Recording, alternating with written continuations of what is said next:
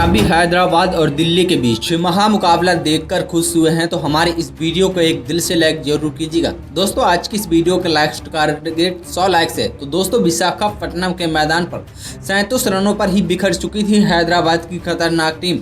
घुटने टेक चुके थे मिचेल स्टार्क के आगे अभिषेक, ट्रेविस हेड और ईशान किशन जैसे बड़े बड़े खिलाड़ी, लेकिन फिर हेनरी क्लेसन और अनिकेत वर्मा ने मिलकर मचाया ऐसा तांडव कि दिल्ली के गेंदबाज के उड़ गए परखच्चे। जी हाँ दोस्तों, केवल रनों की बारिश और छक्के की बारिश करते हुए दोनों ही बल्लेबाजों ने ताबड़तोड़ आईपीएल का सभी रिकॉर्ड तोड़ दिया, दिल्ली के सामने खड़ा कर दिया कभी ना हासिल कर पाने वाला लक्ष्य। तो आखिरकार इस मुकाबले में किस बल्लेबाज ने लगाए सबसे अधिक रन और किस बल्लेबाज ने ठोका तूफानी अर्धशतक? मिचेल स्टार्क की तूफानी गेंदबाजी के साथ साथ हैदराबाद की तूफानी बल्लेबाजी तो हम आपको इस पूरी हाईलाइट वीडियो में जरूर दिखाएंगे। लेकिन उससे पहले आपको क्या लगता है कि इस बार आईपीएल की ट्रॉफी कौन सी टीम जीतेगी? अपनी राय हमें नीचे कमेंट बॉक्स में जरूर बताइएगा। दोस्तों सुपर संडे के दिन पहला मुकाबला दिल्ली और हैदराबाद के बीच विशाखापट्टनम के मैदान पर खेला गया, जहां पर इस मुकाबले का सिक्का उछाला गया तो हैदराबाद की टीम ने टॉस जीतकर पहले बल्लेबाजी करने का फैसला किया। वहीं दिल्ली कैपिटल्स को गेंदबाजी करने के लिए आमंत्रित किया। दोनों ही टीमें बेहद ही खतरनाक हैं। जहां हैदराबाद की जीत की तलाश में मैदान पर उतरी थी तो वहीं पर दिल्ली कैपिटल अपने विजय रथ पर सवार जारी रखने के लिए भी तैयार थी। हैदराबाद की तरफ से इस मुकाबले में पारी की शुरुआत करने के लिए आए अभिषेक शर्मा के साथ देने ट्रेविस हेड। जी हाँ दोस्तों, दोनों ही खतरनाक जोड़ी मैदान पर उतरी थी। वहीं दिल्ली की तरफ से पहला ओवर लेकर आए मिचेल स्टार्क ने इनका स्वागत ट्रेविस हेड की दूसरी ही गेंद पर चौका लगाकर किया।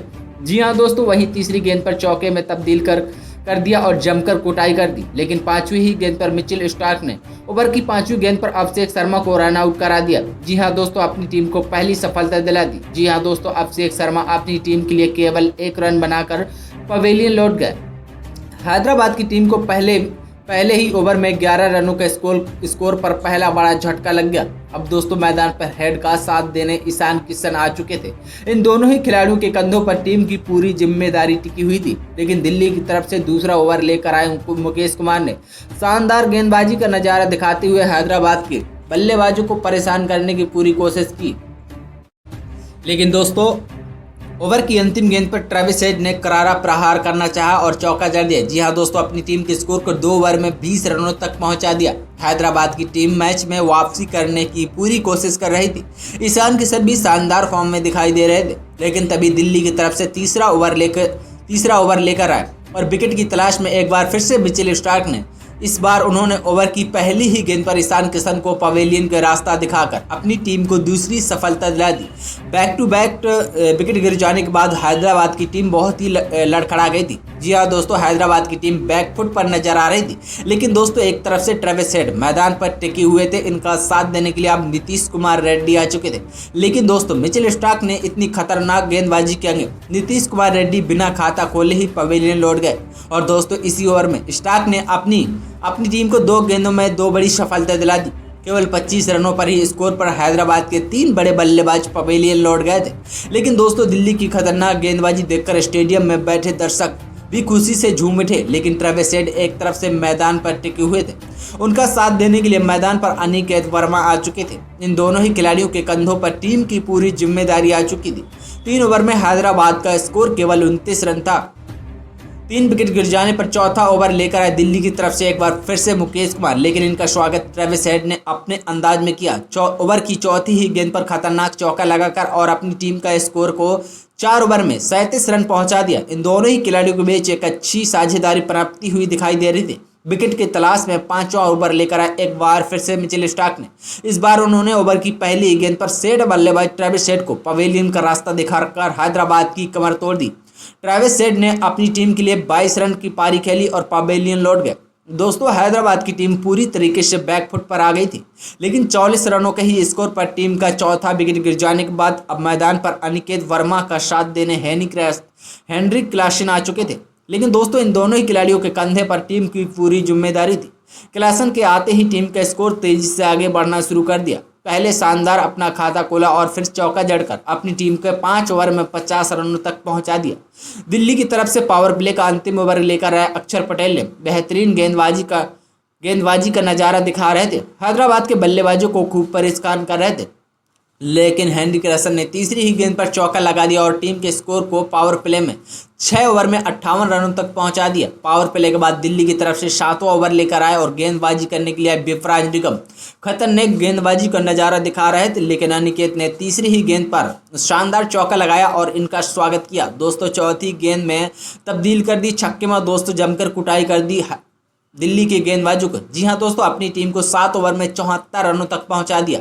जी हां दोस्तों, 8वां ओवर गेंदबाजी करने के लिए आए कप्तान अक्षर पटेल, लेकिन अनिकेत ने इस ओवर में तूफान हिला दिया। दूसरी और तीसरी गेंद पर छक्के में तब्दील कर दिया और इस ओवर में 16 रन बटोर लिया। दोस्तों अपनी टीम का 8 ओवर में ही 90 रनों तक पहुंचा दिया और देखते ही देखते इन दोनों ही बल्लेबाजों के बीच 15 गेंदों में अर्धशतकीय साझेदारी पूरी हो गई। 9वें ओवर में भी इन दोनों ही बल्लेबाजों ने 8 रन बटोर लिए थे, लेकिन दोस्तों अपनी टीम को 9 ओवर तक 98 रनों तक पहुंचा दिया था और 10वें ओवर लेकर आए गेंदबाजी करने के लिए कुलदीप यादव ने। इनका भी स्वागत पहली ही गेंद पर हेनरी क्लासन ने एक चौका लगा कर किया, लेकिन दोस्तों उसके बाद कुलदीप यादव ने शानदार गेंदबाजी की और केवल मात्र एक रन दिया और 10वें ओवर में हैदराबाद को स्कोर को 105 रन तक पहुंचा दिया। जी हां दोस्तों, 11वें ओवर में गेंदबाजी करने के लिए मोहित शर्मा, इनका स्वागत अनिकेत ने तीसरी ही गेंद पर प्रहार करना चाहा और एक चौका भी लगा दिया। जी हां दोस्तों, अनिकेत अपने अर्धशतक की तरफ बढ़ रहे थे, लेकिन मोहित शर्मा ने इसी ओवर में 5वीं गेंद पर हेनरी क्लासन को पवेलियन का रास्ता दिखाकर अपनी टीम को 5वीं बड़ी सफलता दिला दी। 114 रन के स्कोर पर हेनरी क्लासन को पवेलियन के रास्ते पहुंचा दिया और हेनरी क्लासन मात्र 32 रनों की पारी खेलकर पवेलियन लौट गए। लेकिन दोस्तों अनिकेत अभी भी मैदान पर टिके हुए थे, उनका साथ देने के लिए अभिनव आ चुके थे। दोनों ही खिलाड़ियों के कंधों पर टीम की पूरी जिम्मेदारी आ चुकी थी। 11वें ओवर में हैदराबाद के स्कोर 5 विकेट पर 115 रन बन चुका था। 12वां ओवर लेकर आए कुलदीप यादव और इस ओवर में उन्होंने ओवर की अंतिम गेंद पर अभिनव मनोहर को पवेलियन का रास्ता दिखाकर अपनी टीम को 6ठी बड़ी सफलता दिला दी। और दोस्तों दिल्ली हैदराबाद की टीम को घुटने में ला चुकी थी। जी हां दोस्तों, इन 119 रनों के स्कोर पर टीम के 6 बड़े बल्लेबाज पवेलियन जा चुके थे, लेकिन अनिकेत अभी भी मैदान पर टिके हुए थे। उनका साथ देने के लिए कप्तान पैट कमिंस आ चुके थे। दोनों ही बल्लेबाजों ने संभल कर बल्लेबाजी करना शुरू कर दिया। दोस्तों टीम का अपनी 13वें ओवर में 121 रन तक 6 विकेट पर पहुंच गई थी, लेकिन दोस्तों 14वें ओवर में अनिकेत ने सिंगल चुराकर और कुलदीप यादव को अपना अर्धशतक पूरा कर लिया। लेकिन दोस्तों कुलदीप यादव ने ओवर की अंतिम गेंद पर पैट कमिंस को पवेलियन का रास्ता दिखाकर अपनी टीम को 7वीं बड़ी सफलता दिला दी। जी हां दोस्तों, पूरी तरीके से हैदराबाद की टीम बैकफुट पर आ चुकी थी। मैच में दिल्ली कैपिटल्स पूरी तरीके से हावी हो चुकी थी। जिस तरह से दिल्ली कैपिटल्स ने गेंदबाजों का अपना प्रदर्शन दिखा रहे थे, वैसे ही हैदराबाद के स्कोर को आगे बढ़ा रहे थे। अनिकेत वर्मा अभी भी मैदान पर टिके हुए थे, उनका साथ देने के लिए ए मोल्डर आ चुके थे। जी हाँ दोस्तों, ए मोल्डर ने दोनों मिलकर टीम के स्कोर को तेजी से आगे बढ़ाना शुरू कर दिया। अनिकेत सिर्फ चौके और छक्के में तब्दील कर रहे थे और लेकिन 16वें ओवर में 5वीं गेंद पर कुलदीप यादव के शिकार हो गए, जहां पर दोस्तों टीम के लिए 74 रन बनाकर पवेलियन के रास्ता पहुंच गए। दोस्तों इसी के साथ हैदराबाद की टीम ने 20 ओवर में 163 रन